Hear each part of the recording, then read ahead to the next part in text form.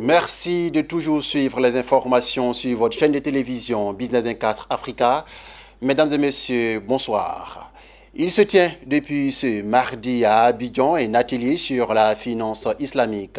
L'atelier rassemble des acteurs des marchés financiers d'Afrique de l'Ouest et ceux de la finance islamique. Cet atelier vise à favoriser d'une part la compréhension et d'autre part partager les opportunités et faire profiter aux agents économiques de l'espace UEMOA des retombées de la finance islamique. Et c'est un reportage de Mondésir Nascimento Odifini et Richard Akeke. C'est une nouvelle ère pour les marchés financiers des pays africains, dont la Côte d'Ivoire, le Togo, le Sénégal et le Niger, après avoir mobilisé 800 milliards de francs CFA sur le marché de la finance islamique. Face à cette source de mobilisation de financement novatrice et qui connaît de plus en plus de mutations positives, le Conseil régional d'épargne publique et des marchés financiers CREPMF et les acteurs des marchés financiers se sont retrouvés. Ils veulent améliorer la compréhension des normes et principes de la finance islamique et mettre en place un cadre spécifique à la finance islamique dans la sous-région.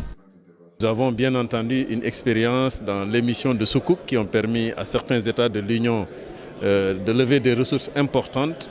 Vous avez le Sénégal qui est venu à 2 reprises sur ce marché pour émettre des soukouks. L'État de Côte d'Ivoire qui accueille ses assises également a émis 2 soukouks.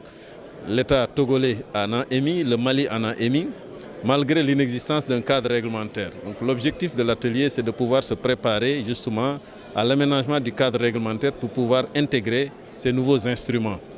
Et nous pensons que ça va promouvoir davantage ces instruments innovants et ça rentre également dans le cadre des réformes que les autorités de l'Union ont adoptées en 2016. À l'ouverture de cette rencontre, le ministre de l'économie et des finances de la Côte d'Ivoire, Adama Koné, a souligné le développement économique et décisif amorcé par certains pays d'Afrique. Le ministre espère des assises de ce rendez-vous, voir le marché financier régional plus attractif et sécurisé pour un financement durable des économies de l'Union monétaire ouest-africaine. Nos économies amorcent un tournant décisif de leur développement. Cela passera sans doute par un recours accru au financement à long terme et à moindre coût. Dans ce contexte, le Conseil des ministres de notre Union a adopté les réformes du marché financier en mars 2016 en complément du plan stratégique 2014-2021 du marché financier régional en vue de consolider les performances du marché et d'améliorer sa contribution au financement durable des économies de notre Union. En mars 2016, à Dakar au Sénégal, le Conseil des ministres de l'UEMOA a adopté une série de réformes visant à l'amélioration du cadre réglementaire, notamment pour la promotion des instruments financiers islamiques, de la gestion collective et du capital et investissement.